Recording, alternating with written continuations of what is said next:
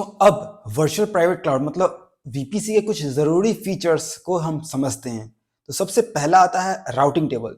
तो बिल्कुल असली फिजिकल नेटवर्क की तरह वीपीसी के पास भी खुद का राउटिंग टेबल्स होता है। अगर हम नेटवर्क एड्रेस बुक की बात करें तो एक तरह से नक्शा है।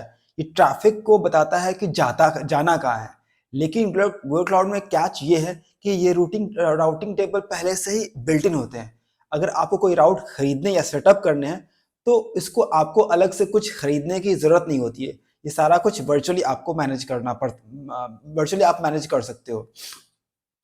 और ये टेबल्स आपके ट्रैफिक की तरह ये टेबल्स आपके ट्रैफिक को एक मशीन से दूसरे मशीन तक फॉरवर्ड करते हैं, चाहे वो मशीन से एक ही नेटवर्क में हो या फिर अलग-अलग सबनेट में हो, यहाँ तक कि अलग-अलग ज़ोन्स में भी हो। और ये सब करने के लिए किसी एक्सटर्नल आईपी एड्रेस की भी ज़रूरत नहीं पड़ती है। ये सारा कुछ इंटरनली मैनेज हो जाता है। अब बात आती है ग्लोबल डिस्ट्रीब्यूटेड फायरवॉल की।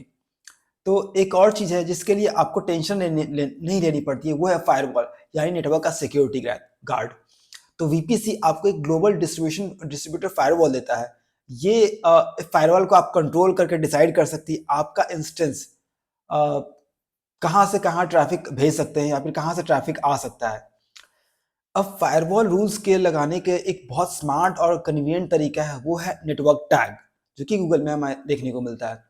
मान लीजिए कि आपके पास 50 वेब सर्वर्स है और उन 50 मशीनों को मतलब कंप्यूटर वेब सर्वर हमारा एक वर्चुअल मशीन है और उन आप 50 मशीनों को एक टैग देते हैं, एक तरह से स्टैंप लगा देते हैं कि भाई देखो, अगर वेब सर्वर नाम का टैग है तो ये करेगा।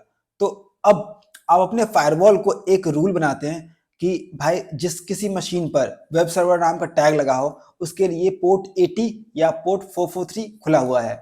तो इस तरह से क्या हुआ कि जो भी उस टैग लगा हुआ है तो जो भी उस पोर्ट से आएगा तो वहां से उसको ट्रैफिक मिल जाएगा। तो बस उस मशीन पे आईपी एड्रेस चाहे कुछ भी हो या वो मशीन किसी भी जोन में क्यों ना हो, अगर वो टैग लगा हुआ तो रूल अप्लाई हो जाएगा, मतलब पोर्ट 480 और पोर्ट 443 पे लिसन होना शुरू हो जाएगा। आपको याद होगा कि हर वीपीसी एक गूगल क्लाउड प्रोजेक्ट के अंदर होता है। लेकिन क्या हो अगर आपकी कंपनी के 10 अलग-अलग प्रोजेक्ट्स हो और उन 10 प्रोजेक्ट्स के वीपीसी आपस में प्राइवेटली बात करना चाहते हो, या फिर आपकी कंपनी ने कोई और कंपनी को खरीद लिया जो अलग वीपीसी यूज करती हो। तो इसके लिए एक सोल्यूशन होता है हमारा वीपीसी पियरिंग। तो वीपीसी पियरिंग का मतलब होता है कि जो दो पड़ोसी आपस में एक रिश्ता बनाते हैं, मतलब बातचीत करते हैं। तो एक तरह से ऐसा है कि जो दो पड़ोसी अपने बंगले के बीच दीवार के एक छोटा सा रास्ता बना लेते हैं जिससे वो अपने बात कर सकते हैं।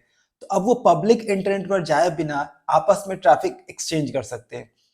और इसी का एक दूसरा और ज्यादा कंट्रोल तरीका है, वो है शेयर्ड वीपीसी। अगर आप आईएएम में हम डिफाइन करते हैं कि ये एक्सेस मतलब किस तरह से हम कंट्रोल देना चाहते हैं, अपना जो शेयर्ड वीपीसी हम किस तरह से कॉन्फ़िगर करना चाहते हैं, तो ये तरीके से कर सकते हैं। अगर हम एग्जांपल के तौर पे समझे तो शेयर्ड वीपीसी में होता क्या है कि एक प्रोजेक्ट का मालिक होता है जो दूसरे प्रोजेक्ट का मालिक बन जाता है। तो ये मालिक अपना होस्ट मतलब बोले तो जो वीपीसी है वो दूसरे प्रोजेक्ट में सर्विस प्रोजेक्ट में किराएदार की तरह काम करता है। मतलब कह सकते हैं कि जो एक वीपीसी हमारा है, एक वीपीसी होता है दूसरे के अंदर शेयर कर सकता है। तो ये हमारा होता है कि कैसे अगर मल्टीपल वीपीसी है तो कैसे कम्युनिकेट करेंगे। अब क्वेश्चन आता है आज का आपके लिए, जो हमने पिछली वीडियो में पढ़ा था कि डिफरेंस क्या होता है स्केलिंग अप और स्केलिंग आउट के बीच में। ये चार ऑप्शंस हैं, अगर आपको पता है तो आप कमेंट करके जरूर बताएं। बाकी मिलते हैं नेक्स्ट वीडियो में नई चीज के साथ। अभी के लिए इतना ही रखते हैं। Thank you so much watching. Bye bye. Jai Hind.